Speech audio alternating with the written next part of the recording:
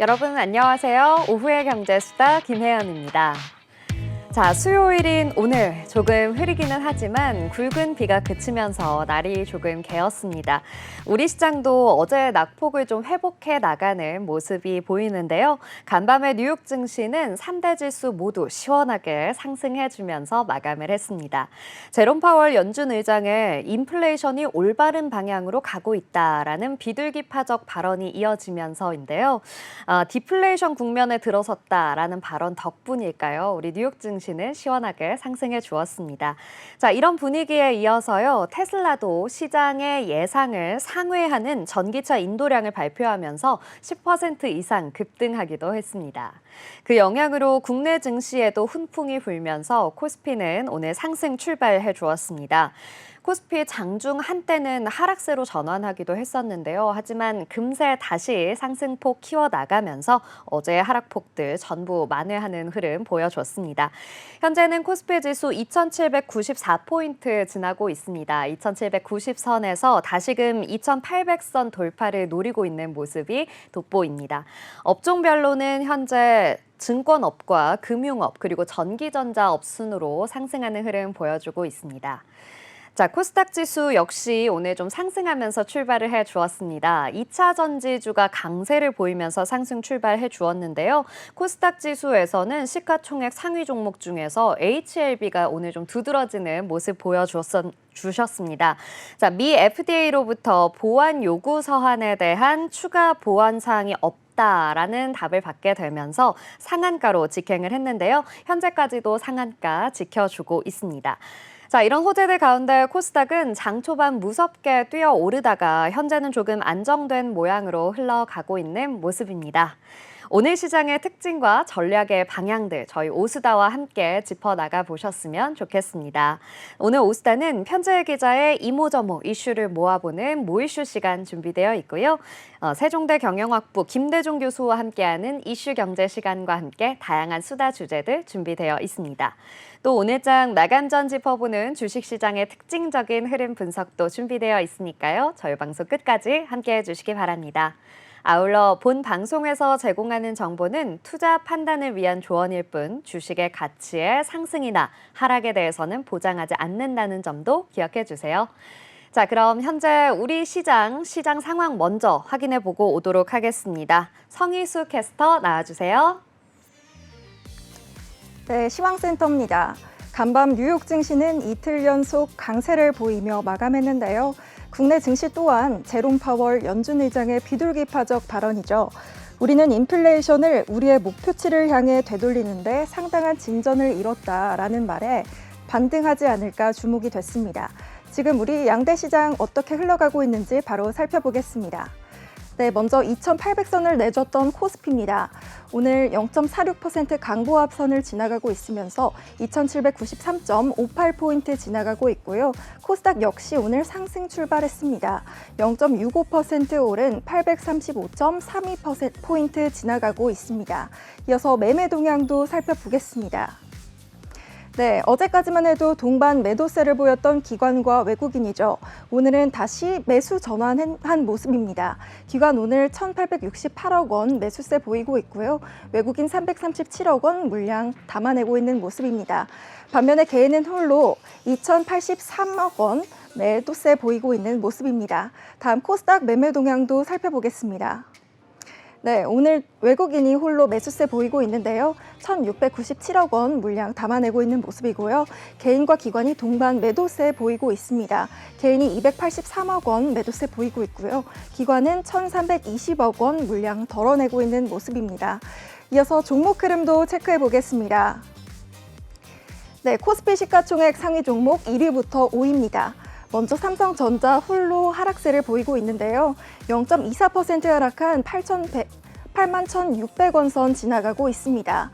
반면에 SK하이닉스는 1.29% 오른 23만 5천 원 선 지나가고 있고요. 간밤 미국 증시에서 테슬라가 급등세를 보였죠. 그에 따라 2차 전지주가 오늘 강세를 보이고 있습니다. LG에너지솔루션이 4.8% 상승하고 있는 36만 원 선 터치하고 있습니다. 네, 6일 현대차 어제까지만 해도 하락 흐름 보여줬는데요. 오늘은 다시 상승 전환한 모습입니다. 1.47% 상승한 27만 6,500원 선 지나가고 있습니다. 다음 6위부터 10위 살펴보겠습니다. 네, 삼성전자 우선주는 0.64% 오른 64,400원 선 지나가고 있고요. 기아차는 어제와 계속해서 이틀 연속 내림세 보이고 있습니다. 0.08% 하락한 12만 3,500원 선 지나가고 있습니다. 네, KB금융 오늘 강세를 많이 보여줬었는데요. 밸류업 기대감에 장중에는 52주 신고가를 경신하기도 했습니다.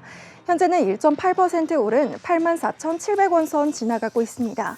다음 코스닥 시가총액 상위 종목도 살펴보겠습니다.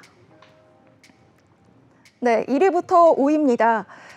아까 말씀드렸듯이 뉴욕 증시에서 테슬라가 10% 이상 급등세를 보이면서 오늘 2차 전지주가 강세를 보였던 모습입니다. 에코프로 BM과 에코프로 두 형제주가 나란히 오름세 보이고 있는데요. 에코프로 BM 4.44% 오른 19만 600원 선 지나가고 있고요. 에코프로는 6.89% 상승한 9만 6,200원 선 터치하고 있습니다. 네, HLB 오늘 상한가를 찍으면서 아주 좋은 흐름 보여주고 있습니다. 가남 신약 리보세라닙이 재승인을 받겠다는 소식에 주목이 됐는데요. 29.95% 상한가 기록한 76,800원 선 지나가고 있습니다. 다음 6위부터 10위 보겠습니다. 네, 삼천당 제약 오늘 장중에 52주 신고가를 경신하기도 했는데요. 4일 연속 좋은 흐름 보여주고 있습니다. 9.24% 오른 18만 2,200원 선 지나가고 있고요. 셀트리온 제약은 반대로 하락세 보이고 있습니다. 2.24% 내린 9만 2,000원 선 지나가고 있습니다. 네, 리노공업 또한 오늘은 하락세를 보이고 있는데요. 1.34% 내린 22만 500원 선 지나가고 있습니다. 네, 클래시스는 반대로 0.2% 오름세 보이고 있네요. 5만 900원 선 지나가고 있고요. HPSP는 4.95% 내린 3만 6,450원 선 지나가고 있습니다. 지난주 미국 대선을 앞두고 TV 토론이 이뤄졌었죠. 양 후보의 지지율 격차가 벌어지면서 뉴욕 시장의 국채 금리에 영향을 미치고 있었습니다. 오늘 다시 상승분 조금이나마 회복한 만큼 우리 시장 남은 거래일 앞으로도 계속해서 지켜보시면 좋겠습니다. 지금까지 시황센터였습니다. 네, 잘 들어봤습니다. 우리 시장 오늘은 그래도 조금은 힘을 내어주고 있는 모습입니다. 어제는 계속해서 좀 내려가는 모습들이 이어졌었는데 오늘은 그래도 상승하는 탄력들 계속 받아주고 있습니다. 코스피 지수는 그래도 어제의 낙폭 회복하는 모습 보여주고 있고요. 코스닥 지수도 약간은 아쉽기는 하지만 그래도 빨간불 켜주면서 흘러가고 있습니다. 시총 상위 종목들 어제는 사실 대체로 좀 내림세여서 굉장히 안타까웠는데 오늘은 시총 상위 종목들도 그 하락폭들 전부 만회해 나가면서 좋은 흐름 이어져 가고 있습니다. 특히 에코프로 BM과 에코프로 형제주들 우리 2차 전지의 반등세에 이어서 이제 조금 빨간불 켜며 다시금 상승의 시동을 거는 것인가라고 볼 수 있겠네요. 어제는 좀 아쉬운 흐름이었는데요. 2차 전지주 오늘 흐름이 좋으니까요. 이 부분도 확인해 보셨으면 좋겠습니다. 자, 이렇게 현재 시장 상황까지 자세하게 알아봤습니다. 그럼 저희는 이번 코너는 다음 시간으로 넘어가 보도록 하겠습니다. 자, 편지혜 기자와 함께 오늘의 다양한 이슈 짚어보는 시간 준비되어 있죠. 편지혜 기자님과 함께하는 모이슈 시간입니다. 기자님, 오늘도 어서 오세요. 네, 안녕하세요. 네, 그럼 오늘 첫 번째 이슈 만나보겠습니다. 어제부터 사흘간 22대 국회 첫 대정부 질문이 열립니다. 그런데 첫날인 어제 김병주 더불어민주당 의원이 막말 논란으로 파행을 빚다가 결국에는 종료가 됐습니다. 이 소식 좀 자세히 전해주시죠. 네, 어제 국회에서 열린 첫 대정부 질문은 김병주 더불어민주당 의원의 발언으로 인해 큰 논란을 빚었습니다. 김 의원은 한덕수 국무총리에게 질문하는 도중 정신 나간 국민의힘 의원들이라는 표현을 사용했었는데요. 이에 국민의힘 의원들은 강하게 항의하며 고성이 오가기도 했습니다.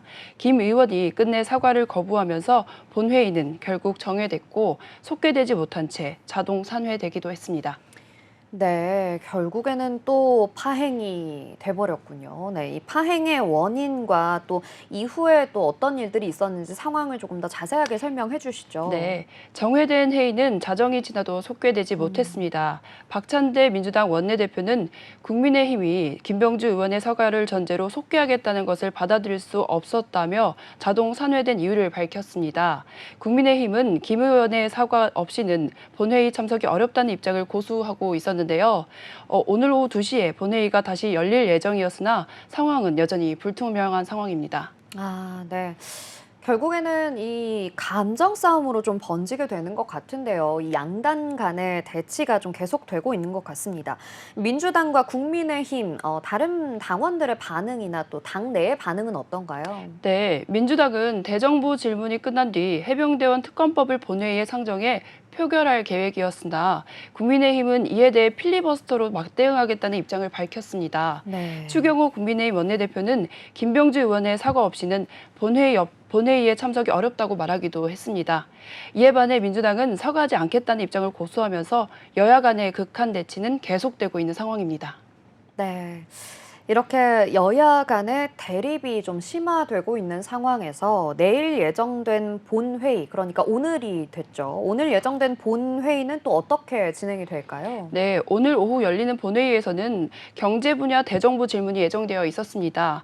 윤석열 정부 3년차 경제 정책과 성과에 대한 전반적인 평가가 이루어질 예정이었는데요. 민주당은 고물가와 재정 위기 등을 집중적으로 지적할 계획이었습니다. 그러나 김병주 의원의 발언 문제로 인해 본회의가 정상적으로 진행될지는 미지수였습니다. 또한 민주당이 경제 분야 대정부 질문 종료 이후 최상병 특검법 상정을 다시 추진할 방침이라 여야 간의 신경전이 계속 고조될 것으로 보이기도 합니다. 네, 이 대정부 질문과 특검법 상정 문제, 정말 국회 상황이 더욱더 복잡해져 가고 있는 것 같습니다. 모쪼록 좀 빠르게, 원만하게 해결이 되었으면 좋겠다라는 생각이 듭니다. 그럼 저희는 두 번째 이슈 만나보겠습니다. 더불어민주당이 이재명 전 대표 관련 의혹을 수사하고 있는 검사 4명에 대해 탄핵소추 절차에 돌입했다라고 하는데요. 이건 또 어떤 소식일까요? 네, 더불어민주당은 이재명 전 대표의 대장동 백현동 특혜 개발 의혹과 쌍방울 불법 대북송금 의혹 사건을 담당하는 검사 4명에 대한 탄핵소추안을 발의했습니다. 이들은 강백신 수원지검 성남지청 차장검사, 김영철 서울북부지검 차장검사, 박상용 수원지검 부부장 검사, 엄희준 부천지청장입니다. 민주당은 이들에 대한 불법 압수수색, 피의사실 공표, 허위 진술 회유, 위증교사 등의 탄핵 사유를 제시하기도 했습니다. 네, 이 탄핵을 소추하는 검사 4명의 게다가 이유도 굉장히 제각각인 것 같은데요. 구체적으로 각 검사에 대한 탄핵 사유는 어떻게 되고 있나요? 네, 먼저 강백신 검사에 대해서는 신학림 전 언론노조위원장과 김만배 씨의 허위 인터뷰 의혹 수사 과정에서 불법 압수수색과 피의 사실 공표가 있었다고 합니다. 박상용 검사에 대해서는 이화영 전 경기도 부지사의 대북 송금 수사 과정에서 허위 진술을 회유했다는 의혹이 있습니다. 엄희준 검사에 대해서는 한명숙 전 국무총리 수사 과정에서 위증교사 의혹이 제기되기도 했었는데요. 또 김영철 검사에 대해서는 박근혜 정부의 국정농단 사건 수사와 관련해 최서원 씨의 조카 장시호 씨와의 뒷거래를 했다는 의혹과 김건희 여사 봐주기 수사 의혹 등이 있습니다. 네, 뭐 아직까지는 사실 다 의혹들이라고 좀 볼 수 있겠는데 그래도 이런 탄핵안이 발의됐다라는 것 자체로도 조금 원만하게 해결이 되기가 어려워 보입니다. 이 검사들에 대한 탄핵안 국회에서는 지금 어떻게 좀 진행이 되고 있을까요? 네, 어제 오후 국회 본회의에서 이들에 대한 탄핵안이 보고되어 법제사법위원회에 회부되었습니다. 법사위는 탄핵안의 합법성과 적절성을 조사해 본회의에 다시 안건으로 상정할지를 결정할 예정입니다. 민주당 검사범죄대응 TF 소속 김용민 의원은 검찰 조직의 부패와 정치검사에 대한 단죄를 위해 국회 권한을 계속 사용할 것이라고 또 밝히기도 했습니다. 네. 그런데 결국에는 이 의혹이라고 하는 것들을 보면 사실 지금 당장 있었던 일이라거나 최근에 있었던 일뿐만이 아니라 꽤나 오래전 과거에 있었던 일을 가지고도 지금 탄핵 소추를 하게 된 것 같은데요. 민주당 이번 탄핵 소추를 추진하게 된 배경이나 이유는 좀 구체적으로 어떻게 되는 걸까요? 네, 민주당은 검찰의 부패와 정치적 편향성을 이유로 들면서 공정한 수사를 위해 탄핵 소추가 필요하다고 주장하고 있습니다. 민주당은 앞서 서울시 공무원 간첩 조작 사건과 관련해 보복 기소 의혹을 이유로 안동환 검사에 대한 탄핵 소추안을 발의를 하기도 했습니다. 손준성, 이정섭 검사에 대한 탄핵 소추안도 처리한 바 있었는데요. 네. 민주당은 이번 탄핵 소추가 검찰의 부패와 정치적 중립성을 확보하기 위한 중요한 조치라고 강조하기도 했습니다. 네, 검찰의 부패와 정치적 중립성을 확보하기 위한 조치다라고 이야기는 하고 있지만 사실 양당의 또 정치적인 대립으로 번지지 않을까라고 걱정이 되는 부분 중에 하나이기도 합니다. 이번 탄핵 소추 절차가 또 앞으로 어떻게 진행될지 좀 주목해 보면서 저희 오수다에서도 계속해서 팔로우업 해드릴 수 있도록 하겠습니다. 자, 그럼 저희는 마지막 이슈 만나보도록 하겠습니다. 국민의힘이 어제 7.23 전당대회에 출마한 한동훈, 원희룡, 나경원, 윤상현 후보의 정견을 듣는 비전 발표를 진행했습니다. 한동훈 후보를 향해서 협공을 펼치던 후보자들이 한데 모여서 화기애애한 분위기를 연출하기도 하는 모습이 보였는데요. 이 비전 발표에서는 또 어떤 내용들이 핵심이었는지 좀 살펴보겠습니다. 어떤 내용들이 좀 오갔나요? 네, 그렇습니다. 국민의힘은 어제 서울 강서구 아트홀에서 7.23 전당대회에 출마한 후보들의 정견 발표회를 열었습니다. 비전 발표회 시작 전에는 서로 웃으며 어깨동무도 하고 이야기를 나누는 모습이었지만 발표가 시작되자 곧바로 긴장감이 돌았습니다. 가장 먼저 발표에 나선 한동훈 후보는 우리 당의 우하향 추세를 보이고 당을 변화시켜 이기는 정당을 만들겠다고 강조하기도 했습니다. 외연 확장과 정책 역량을 강화를 목표로 제시하기도 했습니다. 그렇군요. 4명의 후보가 각각 자신의 또 여러 가지 비전을 이야기하는 자리인 만큼 그 내용들이 굉장히 좀 주목이 되는데요. 한동훈 후보는 이렇게 이야기를 했고 그렇다면 이 원희룡 후보는 또 어떤 비전을 제시했나요? 네, 원희룡 후보는 우파 진영 100년 정당을 목표로 제시를 했습니다. 그는 신뢰를 기반한 활력 있고 생산적인 정당 관계를 강조하면서 원외, 지방의회 조직의 중앙당 운영 참여 확대와 우파 시민단체와의 연대 협력 등을 그 100일 계획을 발표하기도 했습니다. 네, 그렇군요. 이전에 또 우리 원희룡 후보의 이야기에 조금 더 걸맞고 또 연장된 내용들이 좀 나온 것 같습니다. 그렇다면 또 다른 후보인 나경원 후보의 발표는 어땠을까요? 네, 나경원 후보는 보수 재집권은 시대의 명령이라면서 국회의 중요성을 강조하기도 했습니다. 또 경쟁자들을 견제하면서 이재명 더불어민주당 대표, 그리고 물가, 북핵을 대한민국의 3대 위협으로 규정하고 반드시 해결하겠다고 다짐하기도 했습니다. 네, 각 후보들마다 정말 강력한 메시지를 좀 전달하고자 노력을 한 것 같은데요. 네 후보 중에 마지막으로 우리 윤상현 후보는 또 어떤 이야기를 했나요? 네, 윤상현 후보는 지난 총선에 참패를 언급하면서 이기는 정당은 이기는 선거를 해본 사람이 해낼 수 있다고 강조하기도 했습니다.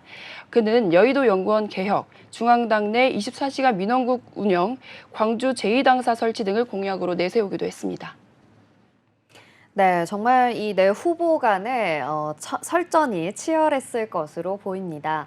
자, 이렇게 네 후보가 함께 모여서 비전을 발표한 전당대회, 평가도 굉장히 궁금한데요. 이번 전당대회 비전 발표 대회에 대한 평가는 또 어떻게 되고 있나요? 네, 일각에서는 정책 경쟁보다는 상호 비난이 더 두드러졌다는 평가가 나오고 있기도 합니다. 한동훈 후보가 주장한 최상병 특검법 조건부 찬성이 집중 포화 대상이 되었었는데요. 원희룡 후보는 당대표가 되겠다는 사람이 일방적으로 특검에 앞장서서는 안 된다고 비판하기도 했습니다. 이에 한 후보는 특검법을 막기 위한 대안이 무엇인지 묻고 싶다고 바로 반격하기도 했는데요. 또 원희룡 후보는 한 후보를 향해 민주당 당원인가 라며 비꼬았고 윤상현 후보는 한 후보의 총선 패배를 지휘한 점을 부각하기도 했습니다. 나경원 후보는 한 후보와 원 후보를 싸잡아 비판하며 대통령과 곽 세우는 당대표 그리고 대통령에 빚 갚아야 하는 당대표 둘 다 안 된다며 말하기도 했습니다. 네, 정말 이 서로를 향한 상호 비난이 주가 되면 안 되는데 너무 좀 이런 것들이 주가 되고 있는 게 아닌가라는 안타까운 마음이 듭니다. 이런 설전, 결국 후보들뿐만 아니라 각 당에도 많은 영향이 있을 거라고 생각이 되는데요. 각 당에는 또 어떤 영향을 미치게 될까요? 네, 전문가들은 전당대회 이후에도 극한의 계파 갈등이 이어질 수 있다고 우려하고 있습니다. 또 차기 지도부의 리더십 차격은 불가피하다고 분석하면서 이러한 상황이 윤석열 대통령에게도 큰 부담이 될 수 있다고 전망하기도 했습니다. 네. 아무래도 이 각 당의 입장과 또 후보들 간의 의견들이 굉장히 극명하다 보니까 설전을 펼칠 수도 있겠으나 갈등보다는 이 화합과 협치의 모습으로 좀 나아갈 수 있기를 바래 보도록 하겠습니다. 자, 이렇게 해서 저희는 총 3가지 이슈 모두 알아봤습니다. 함께해 주신 편지혜 기자 고맙습니다. 네, 감사합니다. 자, 이렇게 오늘 다양한 이슈들 기자님과 함께 알아봤는데요. 이어서 우리 시장 또 어떤 내용들이 뜨겁게 시장을 달구고 있는지 정밀 분석해 보도록 하겠습니다. 먼저 끝이 어디인지 모르고 추락하고 있는 엔화에 대한 이야기 먼저 해보도록 하겠습니다. 현재 일본은요, 이른바 슈퍼 엔저 상황입니다. 이 엔저가 지속되면서 달러당 엔화 가치가 38년 만에 최저치를 또 경신했는데요. 연초에는 이 140엔대 초반이었던 엔달러 환율이 꾸준히 상승 흐름을 보였습니다. 그러다가 최근에는 그 상승세가 굉장히 가팔라졌는데요. 2일 엔달러 환율은 1달러당 161엔 중반대에서 거래가 됐습니다. 1986년 12월 이후에 37년 6개월 만에 최고치를 다시 한번 또 경신한 수준이라고 합니다. 이렇게 N달러 환율이 1달러당 161엔 중반을 돌파하는 최악의 슈퍼 엔저 상황이 나오게 되면서 어떻게 이렇게 좀 가속화가 된 것인가 원인을 좀 살펴보자면요. 아무래도 이 미국의 금리 인상을 주된 원인으로 좀 꼽을 수 있겠습니다. 우리나라도 그렇지만 이 일본의 경우에도 이 금리 인상에 굉장히 많은 영향을 받고 있는 건데요. 교도통신은 미국의 금리가 장기 상승 흐름을 보이면서 미일 금리 차를 의식한 엔화의 매도 그리고 달러의 매수세가 나타났다라고 좀 분석을 했습니다. 미국의 금리 상승이 결국에는 이렇게 계속 장기전으로 이어지면서 엔화가 약세로 돌아섰다라는 거죠. 게다가 이 일부 투자자들 사이에서는요, 이 미국 대선 이후에 재정 악화에 대한 우려가 제기되면서 엔저 현상을 더욱더 부추기는 모습도 나타났습니다. 여기에 또 한 번 엔저 현상에 이 기름을 들이붓는 현상이 있었는데요. 바로 일본 정부의 경제 성장률 수정치 때문입니다. 내각부가 일본의 1사분기 GDP가 전기 대비 0.7% 감소했고 또 연율로는 2.9% 줄었다라고 발표를 했습니다. 지난 6월에 발표했던 수치보다도요, 많이 하향된 수치이다 보니까 내수의 약세까지도 이 엔화 매도에 확산을 좀 부추겼다라는 분석들이 나오고 있는 겁니다. 결국에는 이 심리적 방어선으로 여겨졌던 N달러 환율 160엔을 돌파하게 되면서 생각보다 너무나 가파른 속도에 이르면 4일, 우리 시간으로 내일이죠. 일본 당국이 과도한 엔저를 막기 위해서 시장에 개입할 가능성이 있다라는 이야기들이 나오고 있습니다. 160엔대는 이미 무너진 상황에서 이 점차 새로운 방어선에 대한 추측들도 나오고 있는 건데요. 일본의 스즈키 슈니치 재무상은요, 엔화에 대한 구체적인 방어선은 없다. 하지만 언제든 과도한 변동성에 대해서 적절한 조치를 취할 준비를 하고 있다라고 말했습니다. 사실 일본 정부의 시장 개입은 이번이 처음이 아닙니다. 2022년 9월 당시에 엔화가 반년 동안 약 25% 절하가 됐었는데요. 이때에도 시장에 개입이 있었거든요. 최근 6개월간 엔화를 보면 이 14% 평가 절하된 것으로 이 직전 개입 때보다는 조금은 나은 상황이다라고 볼 수는 있겠습니다만 시장에서는 이 최근 엔화의 움직임이 점이 과도한 변동성에 좀 포함이 되기 때문에 결국 시장 개입이 불가피할 것이다라고 보고 있는 겁니다. 자, 이렇게 끝을 모르고 떨어져 가고 있는 엔화. 우리 시장 역시 이 일본 시장의 어떤 대응들을 좀 참고해 나가면서 이 현상 잘 극복해 나갈 수 있기를 바라보도록 하겠습니다. 자, 이렇게 오늘 마켓나우에서는요, 일본의 슈퍼 엔저 이야기 함께 나눠봤습니다. 우리 시장 이렇게 일본의 이야기까지 함께 살펴봤으니까요. 현재 우리 시장은 또 어떤지 살펴봐야겠죠? 마감 직전입니다. 이 시각 특징주 탑5 알아보고 오겠습니다. 네, 오늘 증시에서 인상적인 흐름을 가져갔던 종목들에 대해 알아보는 시간, 이 시각 특징주 탑5 시간입니다. 네, 먼저 5위부터 살펴보겠습니다. 네, 5위는 먼저 엔시스입니다. 엔시스는 미국 테슬라 이 기가 텍사스 공장에서 사용할 배터리 검사 장비 공급 소식에 오늘 오전장에서 13,000원대까지 오르는 모습 보였는데요. 이번 공급은 2차 전지 장비 기업인 PNT를 통해서 동반 진출하는 형태인 걸로 알려졌습니다. 그동안 LG 에너지 솔루션과 또 삼성 SDI 등 배터리 셀 업체에 주로 장비를 공급하다가 이렇게 전기차 제조사로 고객층을 넓혔다라는 점에서 이번 공급이 굉장히 의미 있다라는 평가가 나오고 있는데요. 아직 구체적인 계약 규모는 알려지지 않았지만 현재까지는 초도 물량은 많지 않은 걸로 파악이 되고 있습니다. 다만 이 PNT가 하반기 테슬라로부터 장비를 추가로 수주할 수 있어서 엔시스도 함께 수혜를 입을 가능성이 크다라는 분석이 나오고 있는데요. 엔시스는 지난 1분기 영업이익이 전년 대비 18.85%를 보이면서 이 관계자는 북미 사업 투자 본격화로 매출 증가 속도가 붙고 있는 만큼 올해 실적 성장에 대한 기대도 높다고 밝히기도 했었죠. 이에 덧붙여서 2차 전지 시장이 향후 10년간 8배가량 성장할 것으로 전망되는 데다가 카메라를 통해 불량 상태를 파악할 수 있는 비전 검사 장비에 대한 수요 역시 꾸준히 증가할 것으로 전망된다고 하는 만큼 이번 2분기 실적도 기대해 봐야겠습니다. 다음으로는 4위 종목 살펴보도록 하겠습니다. 네, 4위는 오늘 코스닥 시장에 상장한 하스입니다. 네, 하스는 이 치아 보철물에 주로 사용되는 보철물 소재인 리튬 디실리케이트 글라스 세라믹을 주력으로 생산, 판매하는 기업인데요. 현재 치과 소재 전문 유통 파트너사 133곳을 통해 총 70개국에 제품을 수출을 하고 있고요. 글로벌 시장 점유율 3위를 차지하고 있습니다. 하스는 지난 13일부터 19일까지 진행된 기관 투자자 대상 수요 예측에서 946.4대 1의 경쟁률을 기록하면서 공모가 희망밴드 12,000원을 초과한 16,000원으로 확정이 됐는데요.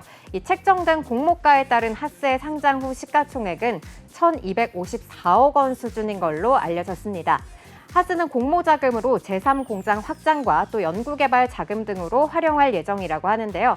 구체적으로는 3D 프린트용 결정화 유리 소재 등 신제품 개발을 통해서 매출 다변화에 나설 방침이고요. 또 강원도 강릉에 약 10,000평 규모의 3공장을 설립해서 캐파를 기존 약 188만 개에서 307만 개로 늘릴 예정인 걸로 파악됐습니다. 증권가의 전망도 긍정적인데요. 유진투자증권에 따르면 리튬 디실리케이트의 글로벌 시장 수요는 오는 2029년까지 연평균 17.2% 성장이 전망된다고 밝히기도 했습니다. 안정적 실적 성장이 전망이 되고 있는 만큼 장 막판까지 시세 이어갈 수 있을지 지켜봐야겠습니다. 다음으로는 3위 넥슨게임즈입니다.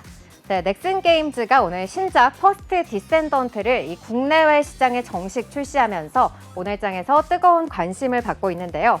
퍼스트 디센던트는 출시 전 글로벌 PC게임 플랫폼 스팀 내 찜하기 순위에서 5위를 기록하며 기대감을 더한 바 있죠. 이 오늘 게임 플랫폼 스팀에 따르면 전날 오후 4시 정식 서비스에 들어간 퍼스트 디센던트는 이날 오전 기준으로 전 세계 게임 판매 수익 순위 1위를 기록했습니다. 이는 지난달 스토리 확장 다운로드 가능 콘텐츠가 출시되며 흥행한 반다이 남코의 엘든링 그리고 밸브의 인기 게임 카운터 스트라이크 2 등을 앞선 것이라고 하는데요. 이 스팀 통계 사이트 스팀DB에 따르면 퍼스트 디센던트는 출시 후 최대 동시 접속자가 22만 9천 명을 기록했고요. 플레이어 수 기준으로는 전체 5위라고 합니다. 이 넥슨 관계자는 PC 플랫폼과 콘솔 플랫폼 동시 접속자 수가 비슷하다면서 이를 종합하면 전체 최고 동시 접속자 수는 40에서 50만 명으로 추산된다고 하는데요. 이 퍼스트 디센던트는 출시 후 2개월간의 프리시즌 후 약 3개월 단위로 새로운 시즌을 선보이면서 새로운 성장 시스템, 계승자, 스토리 등을 제공할 계획이라고 합니다. 다음으로는 2위는 바로 LG 디스플레이인데요. 네, 어닝 시즌이 다가오면서 좀 주요 기업들에 대한 실적에 좀 시장의 눈길이 쏠리고 있습니다. 네, LG 디스플레이는 3년 만에 흑자 전환할 것이라는 전망에 장 초반부터 5%대 강세를 보였는데요. KB증권은 LG 디스플레이에 대해 2분기 영업 적자를 전분기 대비 50% 축소해서 올해 하반기에는 예상 영업이익이 4,148억 원으로 2021년 이후 3년 만에 흑자 전환이 예상된다고 밝혔습니다. 이에 따라 투자 의견 매수를 유지하고 목표 주가를 기존 12,000원에서 16,000원으로 33.3% 상향 조정했는데요. 또 KB증권 김동원 연구원에 따르면 OLED 패널 출하 확대에 따른 가동률 상승으로 향후 2년간 3조 원 규모의 영업이익 개선이 기대된다라고 밝혔습니다. 특히 올해 중소형 OLED 패널 출하량은 6,800만 대로 북미 고객사의 공급 점유율이 지난해 24%에서 올해 33%로 확대되고 있고요. 또 올해 대형 OLED 패널 사업의 경우에는 LG전자 주문량 확대로 출하량이 620만 대로 증가를 하면서 전년 대비 7천억 원 이상의 적자 감소가 예상된다고 말하기도 했습니다. 김 연구원은 2025년부터 LG 디스플레이는 대형 OLED 패널 사업에서 내년 하반기 감가상각 종료와 신규 고객 확대에 따른 물량 증가로 실적 개선이 전망된다고 밝혔고요. 또 중형 OLED의 안정적인 물량 확보와 중소형 OLED 점유율 확대, 자동차 디스플레이의 OLED 매출 비중 확대로 흑자 기조 정착이 예상된다면서 대형 LCD TV 패널 사업 축소 등으로 수익성 개선 국면에 직선할 것이라고 전망하기도 했습니다. 네, 마지막으로는 오늘 상한가를 달리고 있는 1위 HLB입니다. 네, HLB는 지난 5월 이 간암 신약에 대해서 FDA로부터 좀 보완 요청서를 요구받으면서 주가가 큰 폭으로 하락한 바 있었는데요. 오늘 장에서는 이 간암 신약의 FDA 승인을 재추진한다는 소식이 전해지면서 장 후반으로 갈수록 상승 탄력 키우면서 상한가 진입에 성공을 했습니다. 네, HLB는 현지 시간 2일 FDA와 미팅을 진행했다는 소식을 밝혔는데요. 이날 미팅은 HLB의 미국 자회사 엘레바와 항서제약이 참여한 걸로 알려졌습니다. 회사 측은 지난해 12월 간암 신약 병용 약물인 캄렐리주맙에 대한 현장 실사 후 제기됐던 지적사항에 대해서 이미 항서제약이 충실히 보완 자료를 제출했다면서 FDA가 추가적으로 요청하는 보완 서류는 없다고 밝히기도 했습니다. HLB는 이번 과정을 기회로 활용할 계획이라고 밝히기도 했는데요. 이 간암 신약에 대한 불확실성이 제거된 만큼 이 회사는 글로벌 허가를 위한 잔여 절차에 집중할 계획이라고 합니다. 네, 국산 항암제 최초의 FDA 신약 허가가 이루어질지 끝까지 지켜봐야겠습니다. 이 시각 특징주 탑5였습니다. 네, 잘 들어봤습니다. 이 시각 정말 특징적인 흐름을 가지고 있는 탑5 종목까지 알아보셨는데요. 끝까지 여러분 지켜봐 주셨으면 좋겠습니다. 자, 우리 시장 오늘 시장 마감이 됐습니다. 현재 코스피 지수는 2,794포인트, 코스닥 지수는 836포인트로 마감이 됐습니다. 그럼 저희는 마지막 순서로 넘어가 보도록 하겠습니다. 미 대선이 앞으로 다가오면서 트럼프 전 미국 대통령과 바이든 미국 대통령 간의 토론이 심화되고 있는데요. 최근 트럼프 전 미국 대통령의 우세가 점쳐지면서 국내 증시도 희비가 좀 엇갈리고 있습니다. 특히 2차 전지주와 또 자동차주의 변동성이 좀 예상이 되고 있는데요. 우리 시장의 하반기 전망에 대한 관심도 좀 높아지고 있죠. 미국 대선이 국내 증시에 미치는 영향과 전망 함께 진단해볼 세종대 경영학과 김대중 교수님 나와주셨습니다. 교수님 안녕하세요. 안녕하세요. 네, 교수님 이제 대선이 좀 4개월 앞으로, 미 대선이 4개월여 앞으로 다가왔습니다. 그러다 보니까 하반기 증시 방향성에 대해서도 우리가 좀 점쳐보자라는 이야기 해보고 있는데요. 오늘은 이 부분을 좀 먼저 여쭤보도록 하겠습니다.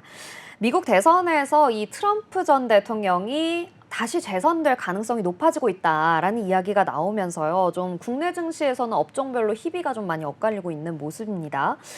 방산주는 좀 반사수혜를 볼 것으로 보이고 있고 또 2차 전지와 자동차주는 조금 변동성이 우려된다라는 분석들 나오고 있는데요. 만약 이 트럼프 전 대통령이 재선이 되게 된다면 우리 증시에 또 어떤 영향을 미치게 되는 걸까요?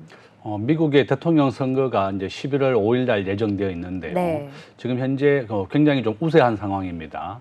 이번에 지난주에 있었던 바이든과 트럼프의 첫 토론회에서 바이든이 이제 말을 머뭇거린다든지 답변을 못하는 경우 굉장히 실수를 많이 했고 많은 뭐 뉴욕 타임즈라든지 많은 언론사가 바이든은 정말 좋은 친구지만 본인이 좀 포기를 하고 양보를 해야 된다. 이렇게 칼럼도 많이 썼습니다. 네. 지금 트럼프가 좀 더 우세한 상황이 되고 우리나라 주식 시장에는 아주 크게 영향을 줄 것 같습니다.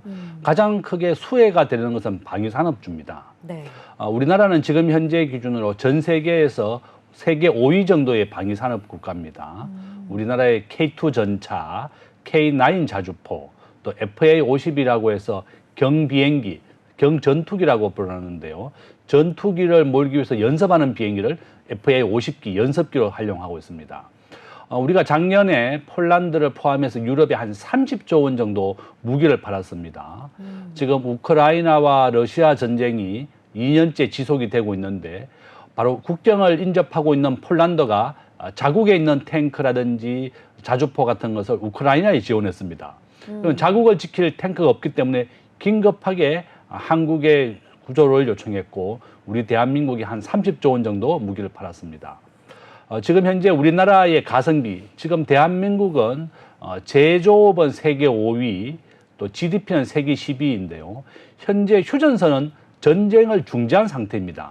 그래서 실전에서 경험을 했고 굉장히 빠르게 무기를 만들 수 있는 나라가 바로 대한민국이다. 이렇게 낙점이 된 것이고 지금 뭐 체코, 폴란드 뭐 많은 나라가 대한민국의 방위산업 무기를 구매하고 있습니다.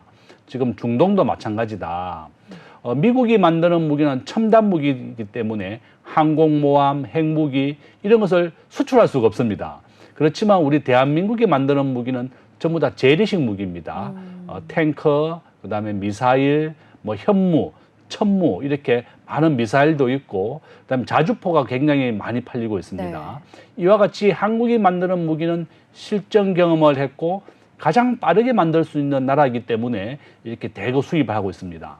그래서 우리가 트럼프가 된다면 모든 유럽이라든지 많은 나라가 지금까지 미국이 지켜줬지만 이 자국이 알아서 이제 지켜라. 네. 이렇게 선회할 가능성이 높아졌습니다. 우리 대한민국에 대해서도 주한미군 주둔 비용을 올린다든지 미국이 더 이상 한반도라든지 대만 다른 나라를 지켜주지 않겠다. 트럼프의 독특한 정책은 미국 우선주의고 미국 국민 우선주의입니다. 바이든이 항상 얘기한 것은 정상적인 미국의 대통령, 정상적인 미국이 우선돼야 된다 이런 주장이었는데 트럼프는 우리는 비정상이더라도 미국 우선주의가 돼야 되겠고 미국 국민들, 지금 현재 미국의 가난한 중산층 이하의 미국 국민들은 최저임금으로 살아가고 있습니다. 그래서 오히려 굉장히 가난하고 어려운 미국의 국민들이 트럼프를 적극 지지하고 있고 지금 백인들의 그 지지율이 한 90% 가까이 됩니다. 그러니까 중산층 이하의 미국의 서민들이 트럼프를 압도적으로 지지하고 있고 바이든은 캘리포니아라든지 전기차 이런 친환경 쪽에서 많이 지지하고 있습니다. 그래서 극렬하게 다르다. 트럼프를 지지하는 주는 전통적인 석유화학주, 방위산업주 이쪽에서 적극 지지하고 있다. 우리나라 정시에도 크게 영향을 미친다. 이렇게 볼 수 있습니다. 네, 그렇군요. 결국 이 트럼프 전 대통령의 자국 우선주의 정책에 따라서 우리 시장에도 이런 영향이 미칠 수 있다라고 이야기해 주셨는데요. 사실 이 방산주뿐만 아니라 또 하나의 수혜 업종으로 또 꼽히고 있는 것이 바로 원자력 업종입니다. 이 트럼프 전 대통령이 신재생 에너지에 대한 좀 부정적인 입장을 갖고 있다 보니까 우리 시장에서는 이 원자력 에너지에 대한 좀 반사수혜가 있지 않을까라는 내용도 나오고 있는데요. 그러면서 중에서 또 주목받고 있는 기업이 두산 에너빌리티죠. 이 두산 에너빌리티가 미국 최대 SMR 설계 업체인 뉴스케일 파워가 짓는 370억 달러 규모의 SMR 건설 프로젝트에 이 원자로와 같은 주요 기기들을 납품한다라는 내용이 전해지면서 국내 원전 업계가 굉장히 떠들썩한 상황입니다. 이번 납품 소식, 두산 에너빌리티에는 또 어떤 영향을 미치고 또 주가에는 어떤 영향을 미칠 거라고 보시나요? 저는 아주 긍정적이고 주가 전망이 밝다 이렇게 볼 수 네. 있습니다. 우리 대한민국의 전기를 100이라고 했을 때 화력이 차지하는 비중이 한 65% 정도 되고 원자력이 차지하는 비중은 한 25%, 나머지가 이제 신재생 에너지인데요. 과거에 우리나라 전체 발전량의 한 35%까지 원자력이 차지한 적도 있었습니다. 네. 지금은 원자력에 대한 비중이 좀 줄어들었다. 그렇지만 보수 정권이 집권한 윤석열 정부에서는 원자력을 계속 육성하고 추출하겠다 이렇게 방향을 좀 선회했습니다. 특히 이제 우리가 체코라든지 중동에도 원자로를 수출하고 있고, 우리가 SMR이라고 하는 것은 소형 원자로를 말하는 네. 겁니다. 이런 소형 원자로에 대해서는 대한민국이 가장 안전하고 튼튼하게 만들고 있다 이렇게 알려지고 있는데요. 우리가 이제 두산그룹이 과거에 우리 한국중공업을 인수한 기업입니다. 그래서 두산이 문재인 정부 때는 원자력을 좀 축소하는 기업으로 방향을 선회하게 되면서 굉장히 어려움을 겪었지만 또 윤석열 정부에서는 굉장히 수혜주가 되고 있습니다. 지금 현재 프랑스는 전체 발전의 80%를 원자로로 하고 있습니다. 우리 대한민국보다 한 두세 배 정도 원자로에 대한 의존도가 높고, 신재생 에너지로 선언을 했던 독일은 전기가 부족해가지고 프랑스에서 수입하고 있습니다. 전기가 만약에 부족해지게 된다 그러면 산업도 무너지게 되지만 그 국가 자체가 과거의 원시 시대로 돌아가는 겁니다. 우리가 1970년도에 우리나라보다 더 잘 살았던 필리핀이 우리나라에 장충체육관을 지어줬다 이런 말이 있습니다. 우리나라가 너무 가난하고 불쌍해서 네. 장충체육관을 지어줬는데, 이 필리핀이 아시아에서 일본 다음으로 잘 살았던 나라가 외국인들의 투자를 많이 받았었는데요. 전기가 부족해지면서 이렇게 후진국으로 전락했습니다. 전기라고 하는 것은 산업시대의 가장 중요한 자원이다. 그러니까 우리나라는 지금 현재 그 어떤 나라보다도 전기가 저렴하고 한국의 1인당 전기 소비량이 세계 1위입니다. 우리나라는 중화공업 중심이기 때문에 전기 에너지도 굉장히 중요하다. 네. 최근에 이제 두산 에너빌리티가 굉장히 호재가 될 것이고 앞으로 주가 전망도 밝다 이렇게 말씀드릴 수 있습니다. 네, 두산 에너빌리티의 주가 전망은 밝다라고 이야기해 주셨습니다. 오늘은 교수님께 좀 다양한 이야기 그리고 다양한 기업들의 이야기를 좀 여쭤보고 있는데요. 이번에는 두산 에너빌리티의 밝은 전망과 함께 조금은 아쉬운 이야기를 좀 드려보려고 합니다. 바로 이 네이버 라인 야후 사태에 대한 이야기인데요. 이 최수연 네이버 대표는 지난 2일 일본 소프트뱅크의 라인 관련 지분 매각을 하지 않을 것이라고 밝혔습니다. 현재 라인 야후 주총에서 신중호 CPO를 이사회에서 제외시키면서 결국 이사회 인원 전원을 일본인으로 구성하는 사태가 또 있었거든요. 이 네이버 라인 사태, 우리 교수님께서는 좀 어떻게 보고 계신가요? 저도 정말 중요한 산업입니다. 네. 지금 현재 4차 산업혁명과 인공지능 시대에서 가장 중요한 것은 바로 데이터입니다. 지금 이제 네이버 라인 야후가 지금 전 세계 한 2억 명 정도를 회원으로 가입하고 있습니다. 네. 지금 현재 전체 라인 야후가 가지고 있는 2억 명을 우리가 회원으로 본다 그러면 우리가 플랫폼 기업의 회원 한 명의 가치를 한 10만 원에서 20만 원 정도로 봅니다. 그러니까 네이버가 가지고 있는 지분 가치가 10조 원에서 한 20조 원 정도 되는 겁니다. 최수연 대표가 국회에서도 이제 이번에 발언을 했는데 7월 1일 날 일본의 총무성에 이제 보고를 했습니다. 앞으로의 계획이라든지 여러 가지 얘기를 했는데 일단 지분 얘기는 하지 않았습니다. 네이버의 입장에서도 만약에 지분을 팔게 된다 그러면 한 10조 원이 넘을 금액으로 보고 있는데 네. 그럼 미래 가치가 떨어지는 겁니다. 주가라고 하는 것은 앞으로 미래의 성장 산업, 현금 흐름을 현재 가치화한 것이 바로 주가의 정의인데 만약에 네이버가 이렇게 10조 원을 받고 지분을 팔아버리면 네. 앞으로 성장할 수 있는 기반이 없어지게 되는 겁니다. 당장 현금을 받아서 기업에는 좋다고 생각할 수도 있지만 앞으로 미래 가치는 어떻게 할 것이냐. 앞으로 계속 성장하고 있는 것이 일본, 대만, 싱가포르, 이런 동남아시아 지역의 레이버 라인의 회원이 2억 명이 넘습니다. 바로 라인은 일본의 국민 메신저이고 일본의 공기업이라든지 공공서류도 전부 다 라인을 통해서 이루어지고 있습니다. 네. 바로 이런 이유 때문에 일본 국민의 90% 이상이 라인에 가입되어 있다. 그러니까 앞으로 미래 산업에 대한 핵심 자원이기 때문에 라인 야구에 대한 지분을 파는 것은 네이버에게는 악재가 된다. 네. 바로 이런 이유 때문에 지분 매각이라든지 현금화하는 것에 대해서는 얘기하지 않았다. 저는 네이버도 전략적으로 아주 잘 판단해야 되겠고 정부가 해야 될 일은 지분을 팔아라 말라 이런 얘기가 아니라 네. 우리 네이버가 일본의 요청에 의해서 불이익은 없어야 되겠다. 우리 대한민국의 페이스북, 아마존에 다 진출해 있지만 우리가 정부가 미국 기업에 대해서 지분을 팔아라 그런 얘기는 하지 않거든요. 네네. 바로 이와 같이 일본의 내각과 일본의 정부도 세계적인 표준을 따라야 되겠습니다. 민간 기업에 대해서 지분을 팔아라 말하고 하는 것은 공산주의 세계나 있는 건지 네. 자유시장 경제 체제에서는 도저히 있을 수 없는 얘기를 일본 정부가 무리하게 하고 있는 것이다. 네이버가 4차 산업혁명에서 최고의 기업이라고 하는 것을 이번에 잘 보여줬다. 이렇게 또 말씀드릴 수 있습니다. 네. 4차 산업혁명 시대에서 좀 민간 기업에 자율적으로 이러한 것들을 좀 맡길 수 있도록 일본에서도 잘 협조해 주기를 바랍니다. 자, 그렇다면 이번 질문은 아마 마지막 질문이 될 것 같은데요. 최근에 좀 상장한 기업 이야기를 해보려고 합니다. 바로 이노스페이스 이야기인데요. 이노스페이스가 사실 이 공모가 밴드 상단으로 최종 공모가가 확정이 되면서 좀 고평가 논란도 있었거든요.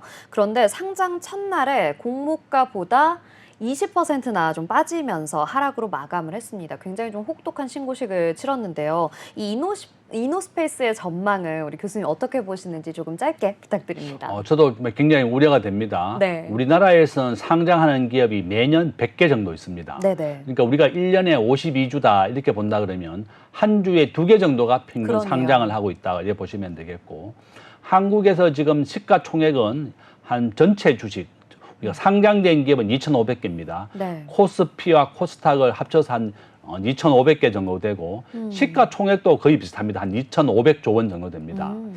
미국의 지금 시가총액 1위가 마이크로소프트인데 시가총액 한 4,500조 정도 됩니다. 그러니까 이제 마이크로소프트 하나 팔면 우리나라 전체 주식을 한 2번 정도 살 수 있을 정도로 네. 미국이 압도적으로 크다 이렇게 또 말씀을 드릴 수가 있고 네. 제가 부탁드리고 싶은 것은 한국에서 매년 100개가 상장되고 매년 20개가 부도가 납니다. 그러니까 우리가 무턱대고 공모 주식에 대해서 청약을 해서도 안 된다. 지금 우리나라에 공모되는 주식에 대해서는 여러 가지 사이트가 있는데 저도 한 38.co.kr을 가장 많이 애용합니다. 네. 거기에가 이제 가장 오래됐고 한 30년 이상 공모 주식에 대한 정보가 있습니다. 저는 항상 말씀드릴 때 지금 이노페이스 같은 경우는 작년에 적자가 160억이나 났습니다. 앞으로 상장되는 기업은 흑자가 되고 앞으로 미래 산업이고 발전 가능성이 있는 기업을 선정해야 되는데 작년에도 적자였고 160억이나 적자였고 금년 상반기에도 적자였습니다. 그러니까 우리가 이제 적자 기업이라고 하더라도 미래가 밝고 성장하는 사업 대표적으로 이제 아마존과 쿠팡 같은 경우를 볼 수 있는데요. 적자이지만 앞으로 성장하고 4차 산업혁명의 핵심적이다. 이러면 우리가 투자를 해도 되겠지만 이노페이스는 작년에 무려 160억 적자였고 올해도 적자였습니다. 네네. 우리나라에서 상장의 요건은 3년 이상 흑자가라든지 또 특허가 있다든지 이런 몇 가지 조건만 갖추면 상장을 할 수 있습니다. 그래서 제가 부탁드리고 싶은 것은 앞으로 상장하는 기업이 매년 100개 정도 되는데 청약을 하실 때는 꼭 무턱대고 청약을 해서는 안 된다. 과거에는 네. 시장 조성에 대한 의무가 있었습니다. 그렇지만 지금은 주간 증권사에 대한 시간 조성에 대한 의무도 없고 또 기관 투자가들은 보통 의무 확약을 일주일, 2주, 한 달 이렇게 기간을 정해두고 자기들이 확약을 하게 됩니다. 네네. 그렇기 때문에 바로 주가가 급락할 수도 있다. 요점은 앞으로 많은 기업이 상장되더라도 무조건 돈을 번다 이렇게 생각하시면 안 되겠고 네. 원래는 30% 할인된 가격으로 주식을 줍니다. 우리가 공모주 시장이라고 부르는데 네네. 앞으로는 현재 적정한 시세, 우리가 38이라든지 비장외 거래 사이트에 보면 현재 시세가 나와 있고 공모하는 가격과 20-30% 정도 차익이 남을 때만 청약을 해야 되겠다, 이렇게 말씀을 드리겠습니다. 네, 고맙습니다. 신중하게 청약을 하자라는 이야기까지 해주셨습니다. 자, 오늘은 이렇게요. 미 대선이 우리 시장에 미치는 전망과 또 다양한 이슈들 함께 이야기 나눠봤습니다. 함께해 주신 세종대 경영학과 김대종 교수님 고맙습니다. 네, 오늘 저희가 준비한 오후의 경제수다 오수다는 여기까지입니다. 내일은 더 시장에 가깝고 유익한 경제 이슈들 가지고 찾아오도록 하겠습니다. 자, 저희 방송 다시 보기는요, 언제나 네이버와 유튜브를 통해서 가능하다는 점 기억해 주시고요. 본 방송에서 제공하는 정보는 투자 판단을 위한 조언일 뿐 주식의 가치의 상승이나 하락에 대해서는 보장하지 않는다는 점 기억해 주세요. 그러면 내일 오후 3시 오수다에서 다시 만나요. 안녕.